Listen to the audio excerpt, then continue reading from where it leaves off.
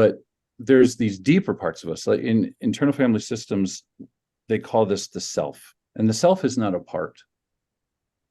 The self is more genuinely, like if you go deep, deep, deep inside ourselves, it's who we are at our core. And parts are those wounded parts that come up and kind of eclipse the self.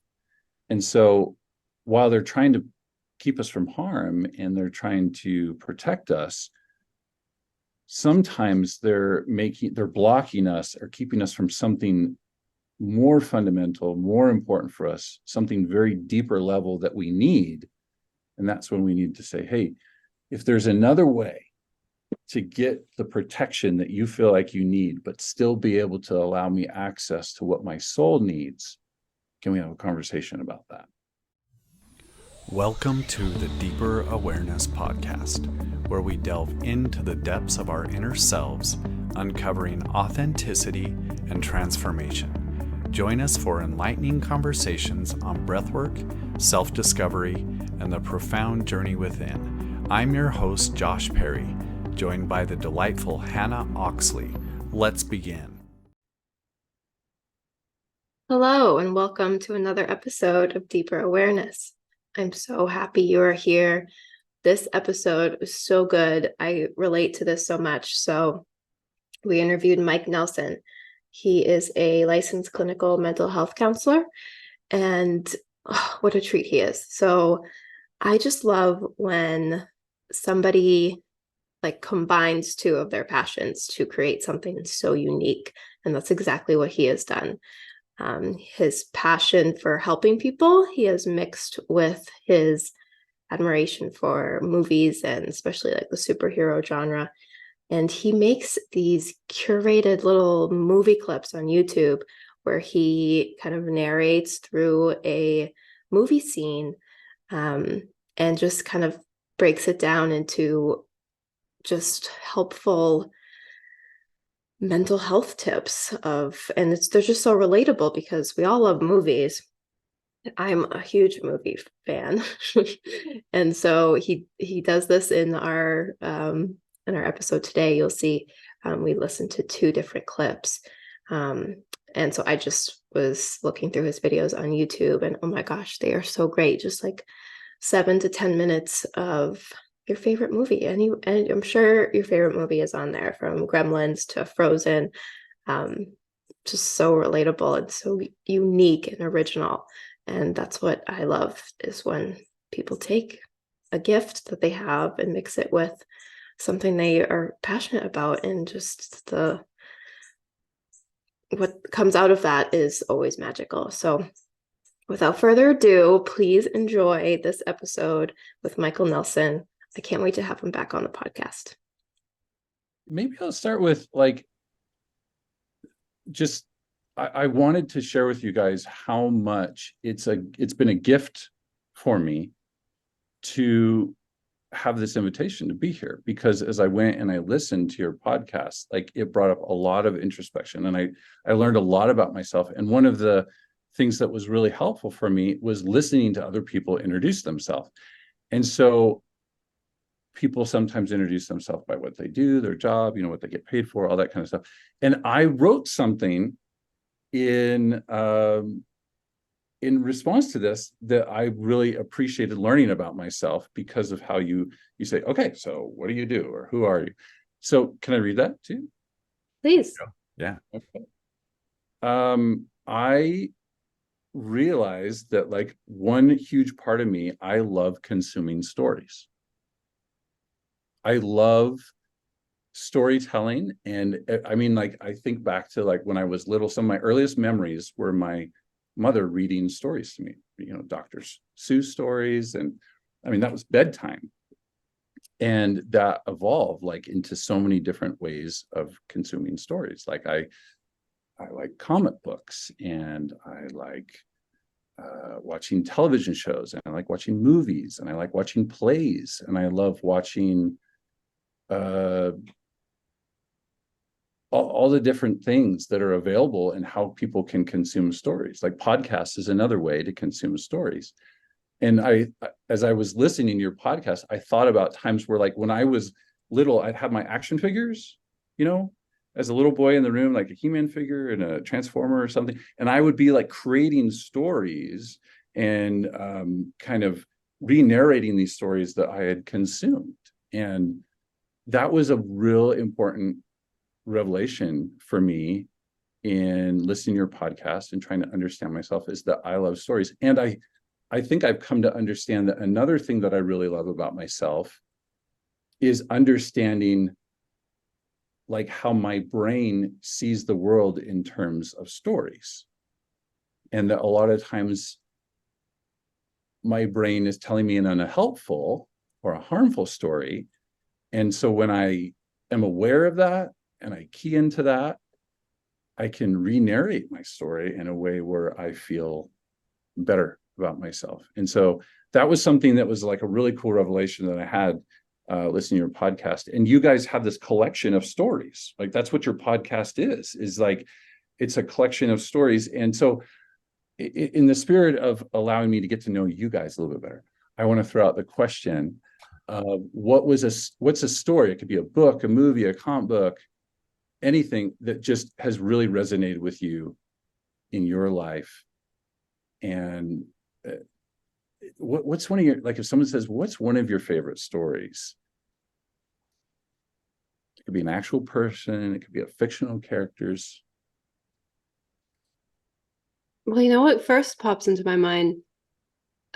We used to have this beautiful illustrated book of, and it was, I shouldn't even, because when I say beautifully illustrated, it was still black and white, but it was just like really nice details of Aesop's fables. Are you familiar with Aesop's fables? Just like little one-page stories. And that was my favorite thing as a kid. It's like listening to my mom or my grandmother reading just like one little story a night. It wasn't anything big, but there's just the lesson in each of those. And so I'm trying to think of like which one, an actual story that resonates. But that's the first thing that comes into my head is Aesop's fables. Those fables are a certain type of storytelling where they're kind of geared around leaving with a lesson. Like the tortoise and the hare. Yeah. Usually like a warning about life. Mm-hmm. I'm trying to think of more like something that I resonate with. Like Hannah, are you a movie watcher or a TV show watcher? I Or love movies. I'm a big, I just posted on my Instagram yesterday because my boyfriend is a big movie buff, and but he had this rule. He's like, I don't like any movies before like 1970 or something. And I was like, okay, well then I can't accept you as a movie person. it's a really interesting rule. I know. And so I just made him watch Casablanca for the first time. And of course he loved it because that's a great one. But then one of my favorites is Rear Window. Oh, Rear Window's great. And I don't stalk my neighbors or anything, but like I just love the idea of that and how there's so many spin-offs of that. I've been reading a lot of thriller mysteries that are all based on Rear Window. Like, I just love that, like the curiosity people get when they're stuck at home and have nothing else to do, but they just witness something and they get like fixated on humans, I guess. Mm-hmm. And just human nature. Stories. Yeah, exactly. It is. It's about what story is going on, and that one little, all you get is a glimpse of a window of your neighbor, and all like you're only seeing a very small part of their life, but your mind starts to create a story. And in this case, murders, but but yeah, I love movies. I'm a big movie watcher. Josh, what about you? What's one of your favorite stories that you resonate with? Well, I've thought about this, and I feel like it's probably a representation of who I am now. It's the evolution of me, but it feels like I used to love Seinfeld. My family would quote that, and that was where I was at. And then now I feel like, so have you ever seen the CW show 100? I haven't. It's the idea, I'm trying to remember the premise, but they had to put a prison in space. I don't know if it was, I think it was like a spaceship, and nuclear bomb went off on Earth, and they had to wait a certain amount of time, and then they sent the 100. I've They heard of sent it. they sent 100 prisoners down to Earth to see if it was habitable, because they were like less than form of life at that point. And so it's the struggle, it's the human struggle, it's the loyalty, it's the survival of the fittest, it's the can we work together even though we don't trust any of us. And it's just like I just really enjoy the human struggle and the overcoming, and it evolves into all this less than, like, the plot kind of what's the word, thins, sizzles out, but that premise is really what I just like, the depth of humanity. I was gonna say it's similar to like just the humanness of like what I like about Rear Window, what you like about that. It's that curiosity of humankind. So go ahead. No, I was just going to say what you guys were sharing reminded me of a show that my wife and I really got into years back called Lost. And there's a lot of arguments about like where that show went. Like you talk to fans of the show and some people don't like where it ended, but the exploration of the show was that you meet a character and then they're acting a certain way, and the way they're acting is very peculiar to you. And then there's often a flashback.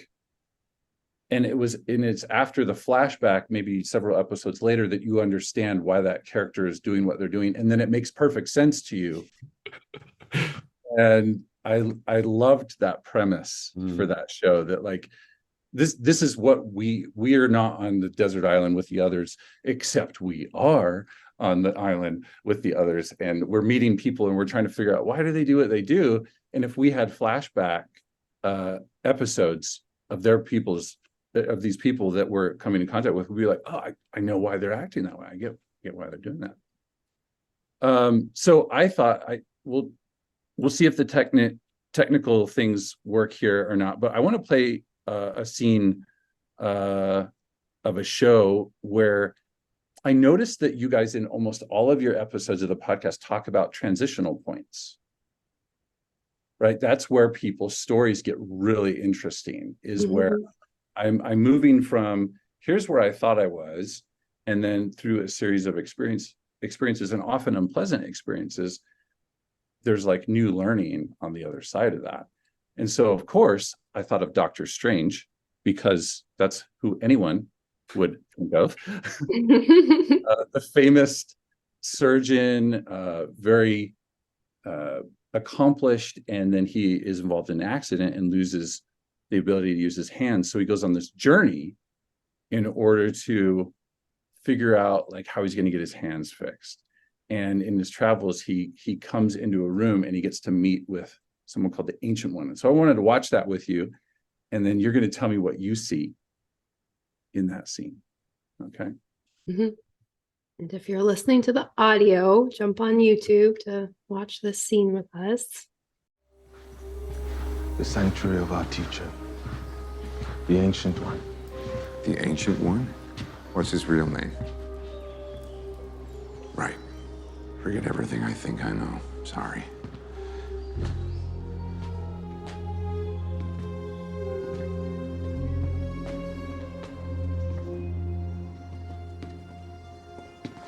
Thank you for... Whoa.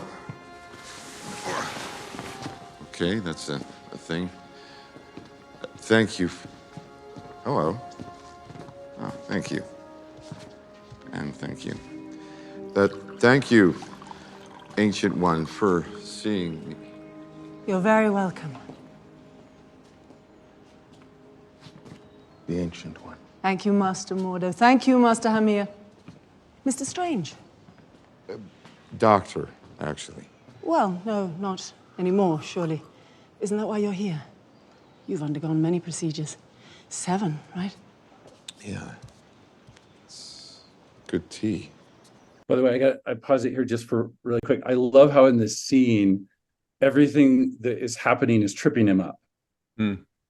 Right? Everything is contrary to his expectation, including I love how in the comic book world, again, there was a lot of angst about in acting. We talk about whitewashing, and like we take what was originally an Asian character in the comic books and replace it with someone that's obviously not Asian looking. But to me, that is another layer of something very interesting here, that like I go into this Asian looking place and I don't encounter someone that is how I expect. Mm-hmm. Yes. Did you heal a man named Pangborn, a paralyzed man? In a way, You helped him to walk again. yes. How did you correct a complete C7, C8 spinal cord injury? Well, I didn't correct it. He couldn't walk. I convinced him that he could. You're not suggesting it was psychosomatic. When you reattach a severed nerve, is it you who heals it back together or the body? It's the cells. And the cells are only programmed to put themselves back together in very specific ways. Right. What if I told you that your own body could be convinced to put itself back together in all sorts of ways? You're talking about cellular regeneration. That's bleeding edge medical tech. Is that why you're working here without a governing medical board? I mean, just how experimental is your treatment? Quite. So you figured out a way to reprogram nerve cells to self-heal? No, Mr. Strange. I know how to reorient the spirit to better heal the body. The spirit to heal the body. I'm gonna pause again here. Another thing I love about this scene is like Benedict Cumberbatch does such a great job at showing the despair, the disdain that he has for things that he doesn't understand. That he has new learning ahead of him, but it's not possible. All right, how do we do that? Where do we start?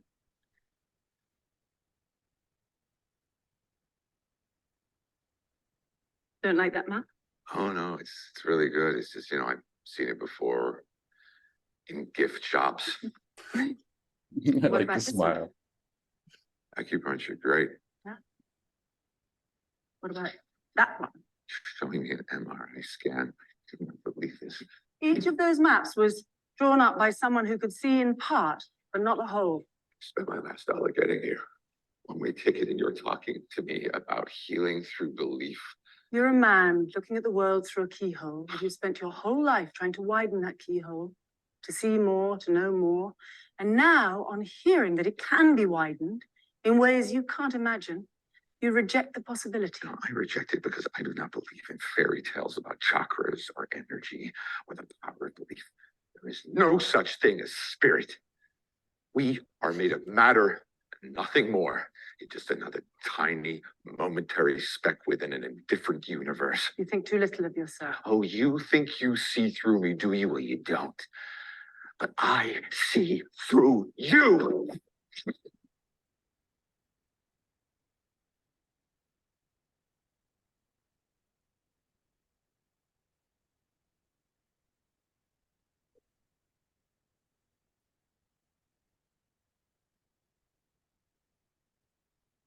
To me. I pushed your astral form out of your physical form. What's in that tea? In that tea. I So love that. I love so many things about that.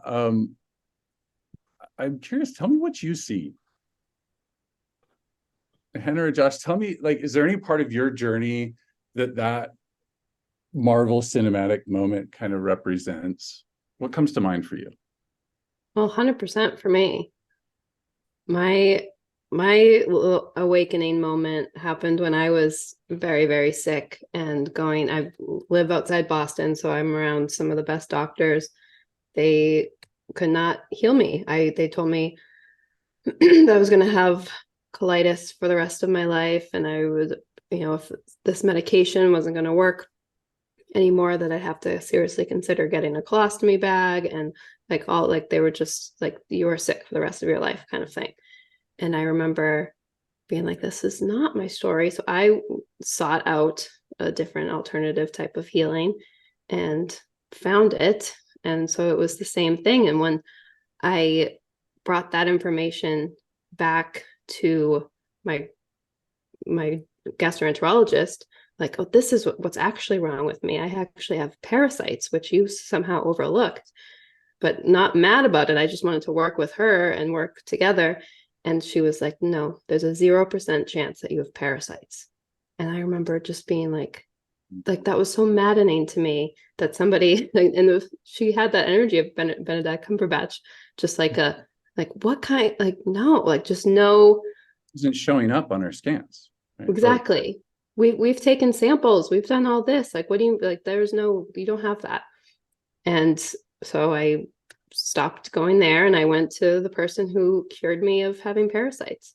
And after that, after living in a life of, doctors are always right, all this other stuff, like, just started crumbling, and I got to see life through my own lens and stop seeing it through the lens of how I was supposed to heal and who I was supposed to get answers from. So all of that was, I felt like I was in that scene for sure. Josh, what about you? What do you see in that scene? Well, I love the keyhole. Because that was me. I was given, in the belief system I grew up in and was raised in, it was like, just look inside of here. Here's the keyhole. Just look through here. And at no point did they say, take 6 steps back and just view the whole thing. And it feels like that's been, when I took that first step back in 2018, everything I knew fell apart and dissolved and crumbled. And without that keyhole to hang on to, I didn't have an identity. Which is crazy to think about, how locked into that keyhole I was. And it, it's interesting that medical doctors are given the keyhole and they're like, this is it. This is all, this is it. And so for her to introduce these new ideas that were outside here, that feels like that's been my journey, where it's been, instead of it doesn't fit in my keyhole, it's like, oh, what if there's infinite keyholes? And I was like, what would life look like if I start to explore new keyholes? Right. Like you've been trying to widen this keyhole your whole life, she says. And when I present to you some thought that maybe you can see more, you disdain me for it. I love the scene of where she starts flipping through the book. What do you think of that map? What do you think of that map? And this is very much how I see the world. And it's been very helpful for me to realize that each religion that is a real gift to the world presents a map. But when we just look at things like maybe from that map, then we're missing something on another map. There's something that we do see in an MRI, maybe, that a chakra map may not offer us, and vice versa. And I love that idea. And in my life, I've really benefited from not being too quick to discard maps. And in fact, sometimes I think of maps like, when I was little, I watched this documentary about how they would make old animation cells, and how one person was in charge of the background layer, and they paint a background layer, and then they paint the main character over it. And then they would overlay these cells on top of each other. And then you get this beautiful, rich scene. And that's kind of how I see the world, is that everyone that I listened to on your podcast was offering me a piece of this map that was like really, really beautiful. Do they have it in full? I don't think so. I don't have it in full. but there is something to learn in there. And why are we so quick to dismiss that idea? And I really benefited from having a lot of different maps in my life. And so one of the things that I think of in my life when I think of a transition moment is when years ago, I've always struggled with anxiety and depression in my life. And sometimes the depression would get worse, and then it wouldn't be as bad, and sometimes it get worse. Well, probably, a couple of years ago, when it got like really, really, really bad, I went to counseling for the first time. Like I decided I would go see a therapist. This is something that people do. I've heard of this thing being a thing. And for me, it was really this experience of going in and meeting with the Ancient One. I don't think I had as much disdain as Doctor Strange, but there were new things being expressed to me and shared with me that I kind of had to set my old maps aside that I had accumulated. I had all these maps, and I felt like in some ways my first therapist, and I really lucked out, had a really good one. And I'm using this metaphorically, pushed me outside of my body into my astral form. I don't want people that may come to me for therapy to think, oh, is that what Mike does with me? Is he kung fu's me in the chest? I don't know if I'm into that, but I use that as an analogy for new learning and seeing things in new ways. And some of the things that my therapist taught me when I first went to therapy was stepping into a new world for me. Now, what I do day to day to get paid with that is I get to sit with people. That's so good. As they share with me their story, as they share with me some of the maps that they've been given. And we explore together. And what I like to do in my day-to-day job is I like to create a non-judgmental space for people to share their story. And I found that as people share those things, they kind of find some new understandings as they travel through life. So I wasn't going to share, I'm a therapist by day. So, although I didn't do that. Yeah. We haven't even said your name. Oh, Mike. Mike. Most people call me Mike. Okay. So this non-judgmental place to hear people's stories. Do you feel like that was in you? Do you feel like you brought that with you here? Or I'd love to hear if maybe that's taught in the training that you've taken. Share anything around that? Mm-hmm. I would say one of the best things that I tell people this all the time. One of the best things that I got in my training, going and getting a master's in clinical mental health counseling, was do no harm, right? Is that one of the best things that my program helped me do is be aware of my own biases, be aware of my own maps, be aware of my own conditioning, so that I am not forcing that on another person, and then I can allow them to show up as they are. Because I think you probably have met a lot of people in your life that as you sit with them and you start to tell your story, they're going to interpret it through the maps that they've been given. And one of the most helpful things to all of my program and my teachers in the program was to step back and not do that as much. And that is a place that people don't get a whole lot in life. People don't get to just show up. And so, yeah, that's what I think my training has done for me. And then there's like introducing little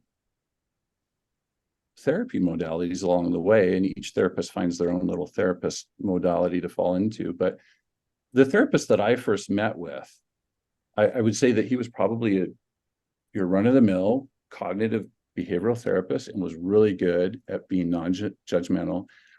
And I remember him sharing with me, one of the most important things that he shared with me was, one of the ways of getting out of your story is by practicing mindfulness and by practicing breath work and by practicing those things that I know that you guys believe in so much because I've listened to your podcast.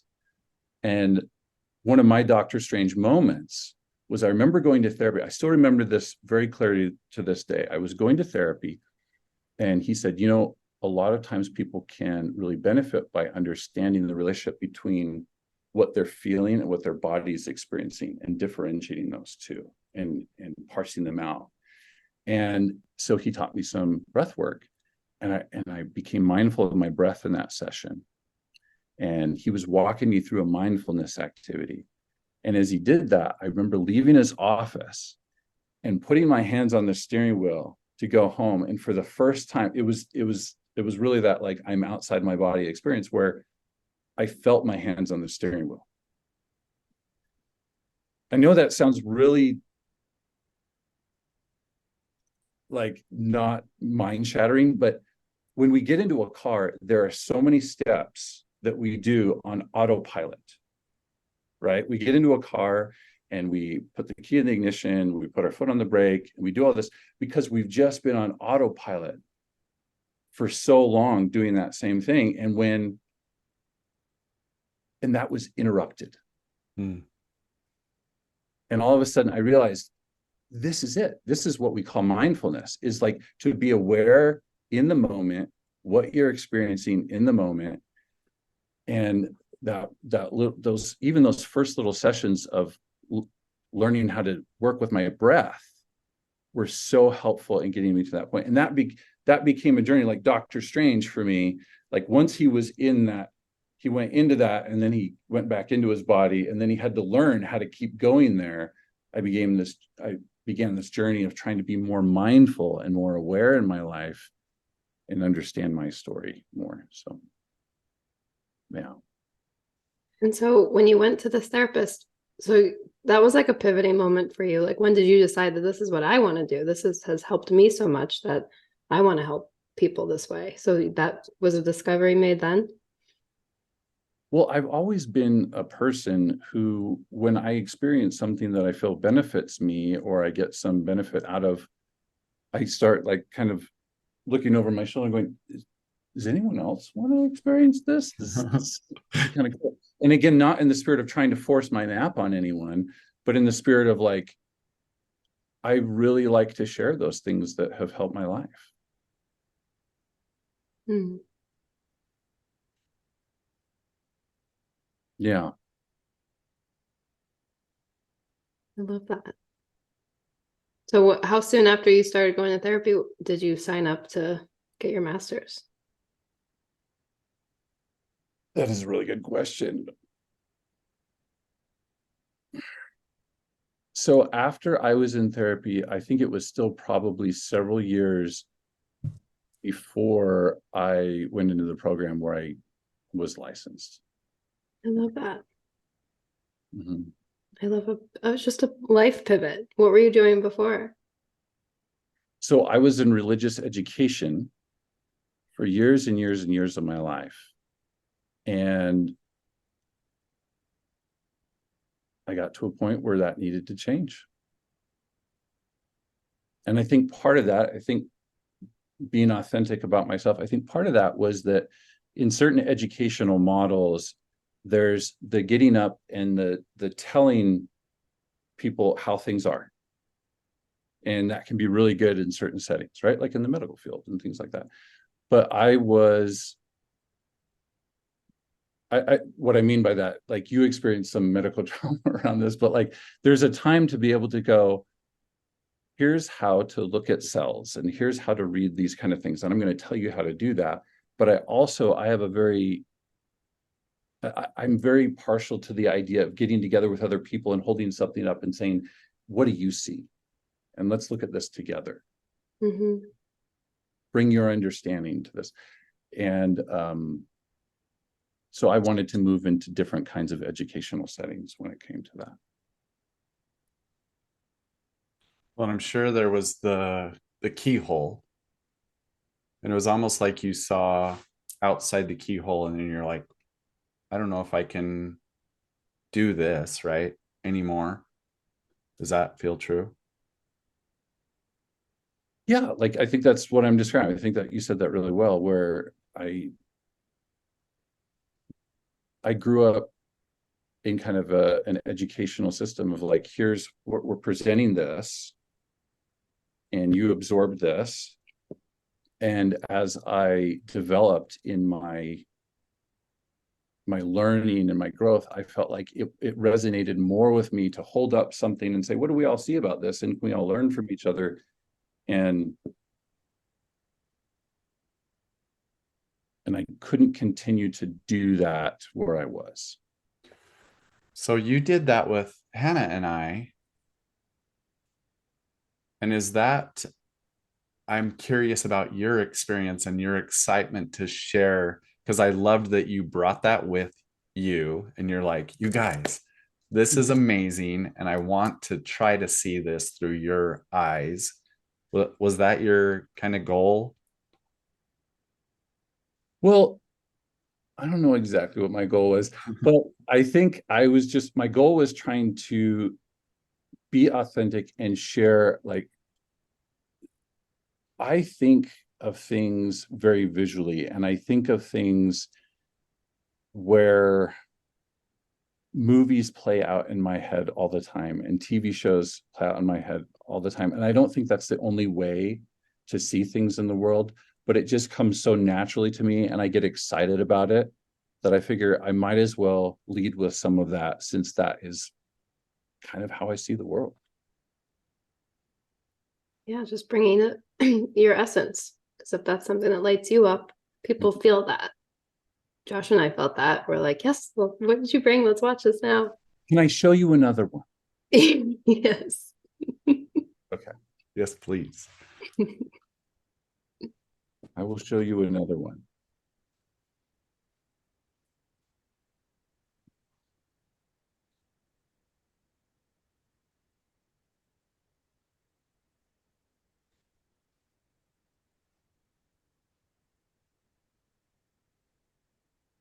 Josh, can you tell the sun is almost set? It's 3 o'clock. 3 o'clock, the sun is gone. You're no longer ducking. No, it was so bright, and now it's Okay, so a little bit of introduction to this. The reason why I wanted to share this with you is because along the way of being in the world of mental health, I realized that there's a lot of maps out there that help people heal, right? And two maps, especially, that have been really helpful for me in my healing and a lot of the client work that I do, is the map of EMDR and the map of internal family systems therapy. So EMDR and IFS. Are you familiar? You guys are familiar with EMDR? what does it stand for? I've heard of it. So EMDR stands for eye movement desensitization and reprocessing. But that title has become a little bit of a misleading title over the years, because there's a lot more in EMDR than just eye movements. EMDR is a trauma-focused therapy that really focuses on the idea that how we react to something in the present moment, like how I react to you, how I react to a situation, the building blocks of all of that has been given to me in my past and is causing me to react in a certain way. And so if something comes up in my life, it's going to bring up memories in my past that, and sometimes in ways that are really, really unhelpful. That's kind of EMDR in a nutshell. And so what we do is we seek what those memories are. We seek what memories have trained us to see things in unhelpful ways, and then we process them and get them to a better place. Internal family systems is, again, in a nutshell, the idea that we are a constellation of many, many different parts. And I like to mix these two ideas together, where in EMDR, where we're focused on trauma, I think trauma creates these parts in us. So I'm going to show you a clip where someone is wrestling with their parts. Look, we gotta ride together. If you don't sit on the back and hold on to the front, the whole thing falls apart. Oh, and who's holding the ramp? The turtle! Come on, it's faster than he looks. Oh, okay. Here we go. You coming? Nope, I can't do it. Never in a million years. Hey. I know your problem. You got a Bruno in your head. A Bruno. Yeah, I get one too sometimes. Alberto, you can't. Alberto, you're gonna die. Alberto, don't put that in your mouth. Luca, it's simple. Don't listen to stupid Bruno. Why is his name Bruno? I don't care. It doesn't matter. Call him whatever you want. Shut him up. Say, Silenzio Bruno. So, Okay, now look at this. Look at how the animators have done this here. So this is mine. Do you see the expression he has on his face? He's like kind of going cross-eyed and he's looking at this thing here. This is mindfulness in action, right? This is the benefit that we have when we bring more awareness and introspection into our life. He's like, oh, I have this voice in my head. So now he's going to speak with this voice and have a conversation. Silenzio Bruno. Loud. Silenzio Bruno. Silenzio Bruno. Silenzio Bruno. Silenzio Bruno. Can you still hear it? Nope, just you. Good. Now hang on.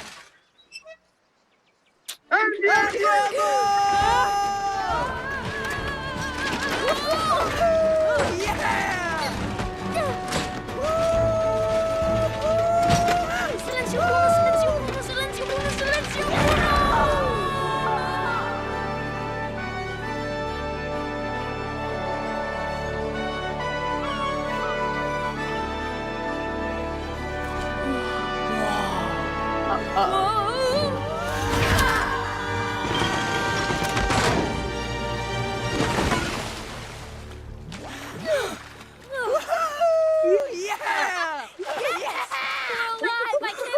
Take that, Bruno. So again, Josh and Hannah, can you see yourself in that clip? Mm-hmm. What comes to mind for you?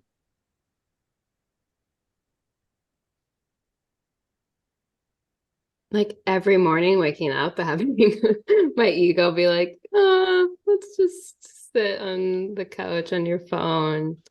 And then, but I have to be like, quiet that because I got some morning routines I got to get done. So that's like an everyday occurrence. And I feel like softening that ego, that Bruno it's kind of a constant exercise for me. But being able, like, that was a big aha moment when I was invited to be a witness for, like, during a breathwork session, the first time, just witness yourself and what is coming up. Like, you are not your thoughts, you are not your emotions, you are just experiencing them, you're just thinking them, they're just passing through. So the first time I was ever able to separate myself out and witness what was present, that's when I was like, oh my gosh, that's when I realized that there are different parts of me, and it's just so much more manageable that way, to be able to connect and talk to and allow for them to take up space, but then let them pass, let them take the back seat. Bessel van der Kolk, the author of the well-known book on trauma, The Body Keeps the Score, he has this great passage in there that I like to read. He says, we all have parts. Right now, a part of me feels like, he's writing this, a part of me feels like taking a nap. Another part of me wants to keep writing. Still feeling injured by an offensive email message, a part of me wants to hit reply on a stinging put down, while a different part of me wants to shrug it off. Most people who know me have seen my intense, sincere, and irritable parts. Some have met the little snarling dog that lives inside me. My children reminisce with my playful and adventurous parts. When you walk into the office in the morning and see the storm clouds over your boss's head, you know precisely what is coming. That angry part has a characteristic tone of voice, vocabulary, and body posture, so different from yesterday when you shared pictures of your kids.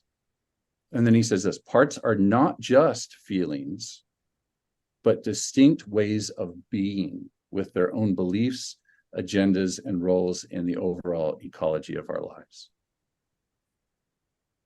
And so that therapist years ago who got me on that path of mindfulness and awareness, as I met with other therapists and I met with other teachers and other instructors, I started to learn not only to notice like when my body is tense and stuff like that, but to notice like when I feel like a different person and what settings that's in and why that part of me is coming out is a great exploration for me. Josh, what do you see in that clip? Well, I could feel a part of me worried because the sound wasn't coming through. And then a part, wanting to get when you ask the question, wanting to get it right, like this part that it's really important to be right. And yeah, I very much relate with the hell no, I'm not getting on the back of that bike. That's a terrible idea. And then I saw that big rock and I was like, those children, what are they doing? Danger. If my children were doing this, we'd have a talking with them. Yeah. Yes. Nobody taught me to silencio Bruno. One of the things that I try to share with my clients too is that sometimes we tell our Brunos silencio. We need you to quiet down. But what I have found in my life more helpful is to sit down and listen to the Bruno when I have some time, and to bring some compassion and some and listening here. What is this part of me trying to accomplish? What is this part of me trying to do? And a lot of those parts are just trying to keep us safe, for sure.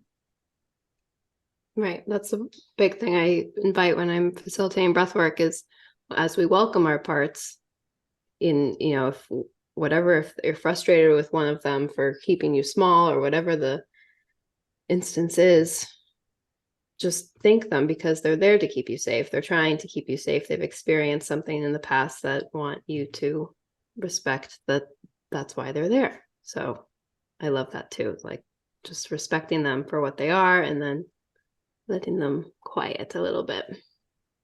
And to have a conversation with our different parts, right? Because a part of us that may want to keep us safe may have a really great point, right? Every business venture has some potential loss there. Every relationship has the potential for breakup or hurt. But there's these deeper parts of us. Like in internal family systems, they call this the self. And the self is not a part. The self is more genuinely like if you go deep, deep, deep inside ourselves, it's who we are at our core.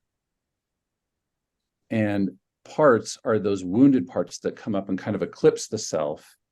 And so while they're trying to keep us from harm and they're trying to protect us, sometimes they're blocking us or keeping us from something more fundamental, more important for us, something very deeper level that we need. And that's when we need to say, hey, if there's another way to get the protection that you feel like you need, but still be able to allow me access to what my soul needs, can we have a conversation about that? So I really like that lens in my work of working from a trauma perspective and working from internal family systems and noticing my different parts. And it's been beneficial to me. And I have so many wounded parts. So Mike, this the podcast in general, Hannah and I have talked about taking it easy, taking it slow, and easing into this. And then when we invite people on, we fully understand and expect their parts to show up. And it can be like, what will I have to say? I don't want to be on video. This sounds scary. This sounds vulnerable, or any myriad of other thoughts. And we Hannah and I really try to normalize that Mhm. and let them know that, you know, whatever they're experiencing and feeling is so normal.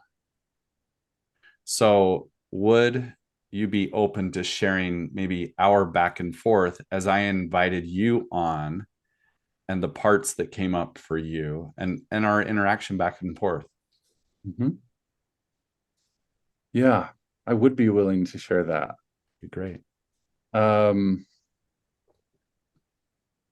so like I said earlier, one of the things that I've learned in my own work is that I have really deep wounds around showing up and being seen just authentically.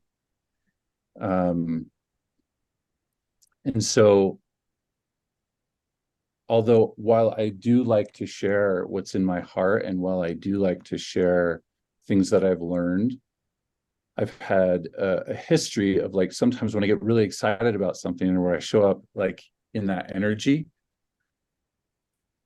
some of people's reactions have been very hurtful to me. And I've learned an unhelpful lesson. I've learned this lesson that anywhere there's a range of anywhere where people are just not interested in what you're interested in. I learned that. But then also people will full on reject you and see you as a bad person when you show up and share what's in your heart.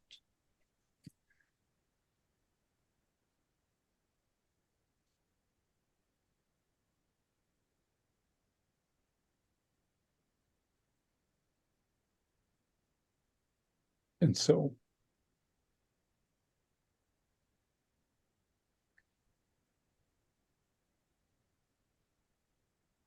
thanks for giving me the space. I'll get there. Mm-hmm. Take all the time you need. No, I know. I know that you guys, I've heard you guys on your podcast. I know. Um,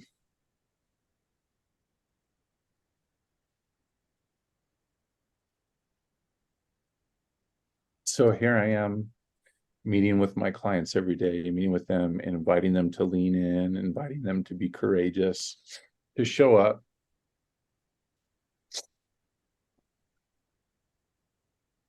And I reached out to Josh. I was like, Josh, I don't think I can do this. The parts are going crazy. And what I received from Josh was so tender and so kind and so soft. And it was exactly the space. That non-judgmental space. And Josh just made room for it. He's like, that's okay. You know, that's fine. You know, I understand these parts are coming up. And I'd also worked with my parts enough to be able to step back. And I took a couple more days and in the parts, we all got together and we just listened to each other. We had a good talk, you know, the parts and I. And as we all kind of came together, I found that my parts were able to settle down. But one of the things that I experienced on my end was needing to have the courage to let Josh witness that part. And then Josh to be able to create a non-judgmental space for that part. And then for me to take some of that into myself. Yeah. And I think that's part of why, you know, I like being with people and their stories is because I think I kind of do that kind of naturally. Like when people show up and they have something to share, I'm like, I just want to know the part. I just want to understand what's going on. And that's been a real blessing for me. So yeah, that came up even with your invitation to be on the podcast. Parts filled with a lot of fear.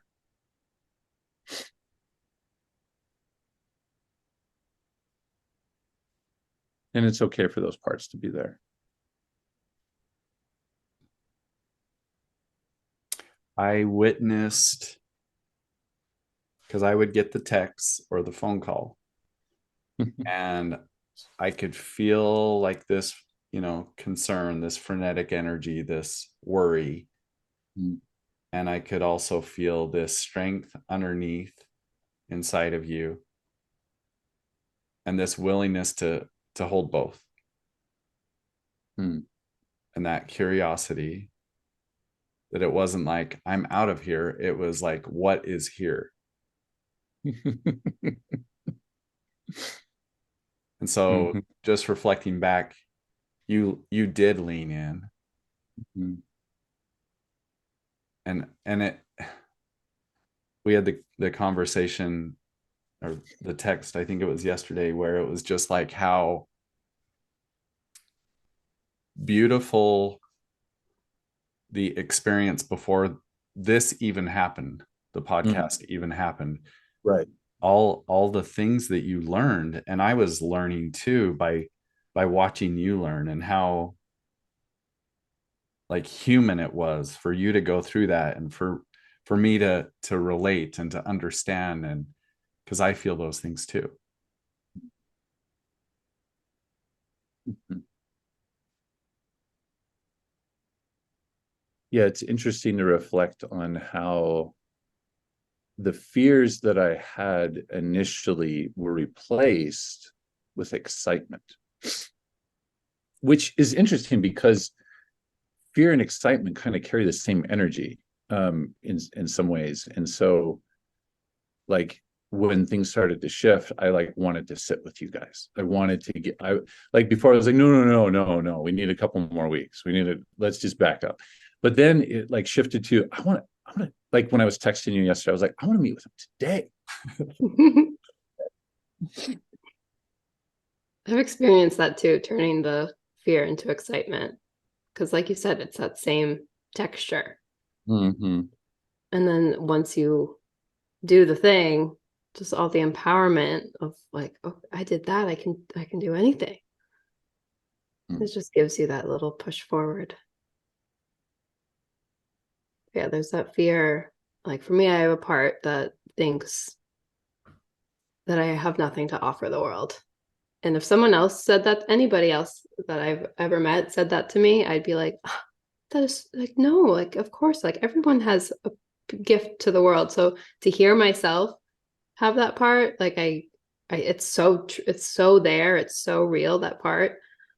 But it makes me sad that I have it, but I hold that space too. And so I think we all have that part that doesn't like, what am I going to say on a podcast? The first time I was ever on one, that came up for me too. Like, what am I even going to say? Like, what do I have to offer?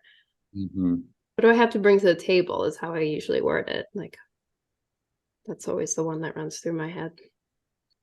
Yeah, and that's what's great about your guys' podcast is that you invite that space of just like you show up and you've already brought the gift. Like I know that you guys really believe that. Right. And most of us, right, are working from this. No, I need to create value. I need to, do something different. I need to do something unique. Right. And it's so different to go just by showing up, you create value and uniqueness. Yeah. You just show up. Yeah. And that's like the new line of code trying to get into my brain of like, just by showing up, this is enough. That was my whole mantra last week is this is enough. What I'm doing is enough. Maybe I'll do more when I feel ready, but right now it's enough. And that's just so comforting. Permissioning, which isn't a word I just found out. Permissioning. Mission. I Good. typed it to somebody and I was like, why is that saying that's wrong? I thought that was a word. A good word. And it kind of leads into that one other topic we wanted to talk about of a gentlelessness. Like not have, like we always have this this expectation, oh, I have to be this good or this perfect for whatever the thing is you're trying to show up for. And so part of my story is I quit my job last year, a job that I was doing for 8 years, and I thought that was all I was good for and good at. And then when I signed up to do breath work, it's like, I want to help people this way. And I'm somebody that needs to go all in on something. Like I couldn't balance both my 9 to 5 and trying to build a breathwork business. So when I went all in, I was terrified of doing like anything, like just a one-on-one session. When I finally got my first weekly class, I was terrified each time, but it was so freeing when I identified that I had a secret agenda in my mind of how it needed to go. I needed to have everybody have a perfect experience. I need one person to cry. I need, all these things. And when I let go of that, so much fear was let go along with it. Mm-hmm. To just whatever happens is what's meant to happen. Whoever shows up is meant to be there. And however they experience it, it could be the first time they experience breath work and they're like, I don't know what that was, but at least they had an inkling of something different, something new. And if that's all I helped somebody do is experience something new, then my job is done. As you say that, I realize, again, coming back to what I think the parts of me that were scared coming into this environment were, it's so easy for me to do that as a facilitator. It's so easy for me to do that as a mental health therapist. Like, I feel like I really allow, like I have this allowing spirit, like when people walk in the room. But it's when you flip that switch and you're now like, now I'm the one that needs to say something. That's when we're like, that's tougher. Mm-hmm. I feel that. The thing that, Josh, you say this all the time, you can word it better than me, but what is it you say when you're afraid of going inward because you're afraid of finding yourself or something? How do you phrase that? Yeah, I think it's probably unique to each individual, but just that question of what keeps me from looking inside. I was afraid of what I was going to find would confirm what I thought was there. The broken pieces, the bad pieces, and what I found was hurt pieces instead. Mm-hmm. That's so beautiful, because that's the resistance everyone has to doing inner work, but they don't know it. They don't know that that's what that is. It's interesting. I'm like, one of my parts is saying this is that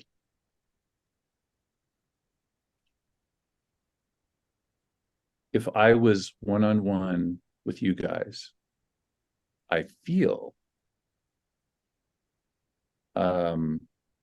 like that would be an easy place for me to go. Like, I feel like I could open my heart to you. It's the authenticity in the, what's the word I'm looking for? Among the unscreened masses that feels really scary. Mm-hmm. Like, there's certain people that I can really, really open up to, and I'm glad I have those safe spaces and really be seen. But I think, as Brene Brown has said, not everyone has done the work to have your most authentic self. And in those settings, self-protection is actually really wise. If that makes sense, right? Mm-hmm. Yeah, you guys are very safe people. And you've done a lot of work to be there. That's a real tribute to you. That's awesome. It's a huge compliment. I think for me, it's introducing that compassion. If I can go there with myself then and Hannah and I had talked about this, that if I understand that all of the behaviors inside of me are trying to do something positive, keep me safe, get me love, get me, allow me to belong, then that's true for everyone else too. And then if I can apply that inward and outward, that as soon as the judgment falls away, that's where safety gets to exist. I can see that. Yeah. And you called it the non-judgmental space, right? So, and Hannah and I have talked about this a lot, is the idea of safety. As a man, I didn't know what that was. I didn't know that was even a thing until a year ago. Someone asked me it was a coaching call, and she said, what could I do in this moment to provide more safety? And I checked inside for my parts, and one of them was like, well, that question alone created so much safety. Just the asking of the question. Yeah. And then that simplified it. It wasn't like this big, like, light the candles or, roll whatever. It wasn't like this big production. It was like softness and curiosity. It's things that we as humans have already inside of us. We just haven't been shown or taught that safety is a thing, and then what to do to really create it. I'm just in that listening mode. I'm just receiving now. No, just I want to reiterate how much I appreciate the experience, how much I appreciate experiencing your guys' invitations, your guys' questions, and to reflect on what that brings up in me. That I'm really thankful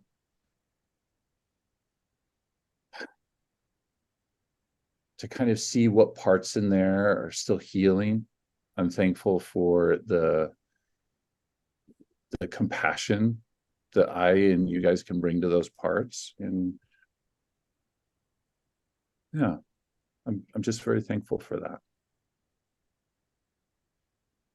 And we like to ask our guests if they have one message for our listeners in the world. What would that be? Super intimidating question. What parts are coming up now? Well, what's interesting about that, I've thought about that question, and I really like the question, and it's a tricky question for me because, again, I work from this place of, I don't know if there is one message for the world. And I think one of the mistakes that people make in life is they have certain maps that they're working from, which they see in part, and their message to the world is their favorite map. And that's okay. That's good, because as they share that, we get more maps to look at and we get things to explore. But as you know, working with each of your clients, I'm sure like what one person is working towards is very different than what, a little bit of this very appropriate medicine or intervention for this person is an overdose for another, right? But I think generally speaking, I think one of the things that I try to share, because I've had such a positive experience with it, is being a listening person and learning how to listen to others and learn how to listen to yourself and to make space for all the parts. I really do believe that that I know it sounds kind of greeting cards-ish. I know it sounds kind of hallmarky, but I do really believe that if we create the right conditions on the outside of us, then the inside of us knows where it needs to go. And I love watching that with the people that I work with. I love watching that with myself. It's just, you know, in the right setting, in the right environment, some of those things just, I think a lot of us are trying to look for something outside ourselves. But all those authors, all those podcasters, all those people out there, all those good teachers and guides, they're creating an environment where what most needs to happen inside us can come forth. And that's the healing experience. And so listen to ourselves and listen to others. I think that's something I always come back to. You talked earlier about how that keyhole thing from the scene we watched really resonated with you, Josh. And one of the most keyhole widening things that has ever been taught to me is it comes from the work of Brene Brown, where she teaches that one of the biggest, most sacred truths out there is that everyone really, really wants to belong. So, you know, if someone's listening to this in their car, if someone's, you know, listening to it on a walk or something, if you were to look out with the frame of that person wants to belong and this person wants to belong, and the reason that someone does this and does that is that they want to belong, I think that is a very keyhole widening experience. Because we are all connected, we're all one. Yeah, it makes me think of, if I can end with a movie quote that I really, really like. A lot of people mistakenly attribute this quote to C.S. Lewis, because in the movie Shadowlands, the screenwriter has the character C.S. Lewis say this line. But to our knowledge, C.S. Lewis never said it. We just all believe C.S. Lewis should have said it. C.S. Lewis says, "We read to know we are not alone." And I think that's why I like stories. I think that's why I consume stories, is to know that there are others like me and that I'm not alone in the journey. And I think that's why we listen to podcasts. And I think that's why we watch movies and TV shows. And that's why we listen to Taylor Swift. You know, it's to know we're not the only ones that have experienced heartbreak in that way. Right? That's beautiful. What a great episode. I hope you enjoyed that as much as I did. Let us know what you took from that. Leave some comments, share with a friend who also might resonate with the story. Subscribe, like, all those things so that we can spread the word about our podcast. And so all of our beautiful stories that we get to hear from our amazing guests get to be shared around the world. We appreciate you as a listener, and we'll see you next time. Thank you. Thank you for listening to the Deeper Awareness podcast, where the journey of self-discovery and inner growth continues to unfold.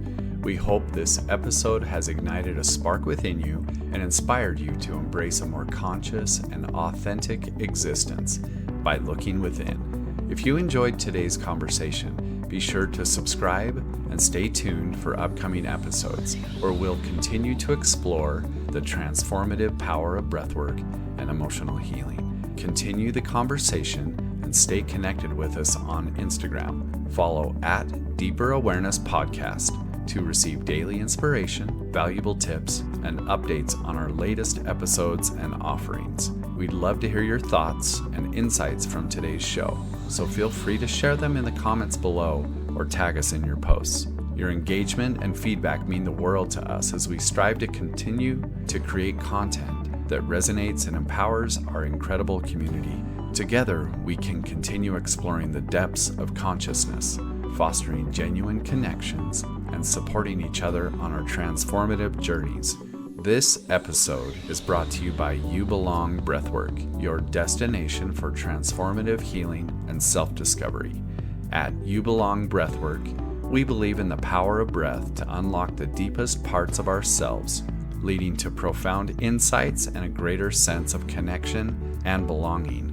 Whether you're seeking emotional healing, a deeper connection with yourself, or a path to authenticity, our breathwork sessions, retreats, and coaching programs are designed to guide you on this transformative journey. Our experienced facilitators are here to hold space for you as you explore the depths of your consciousness and discover the infinite potential within. Visit youbelongbreathwork.com to explore our offerings and download a free guided breathwork session. Thank you for being a part of our Deeper Awareness community. Stay connected, stay curious, and may you embrace your true essence with love and compassion. Goodbye for now, and see you in the next episode.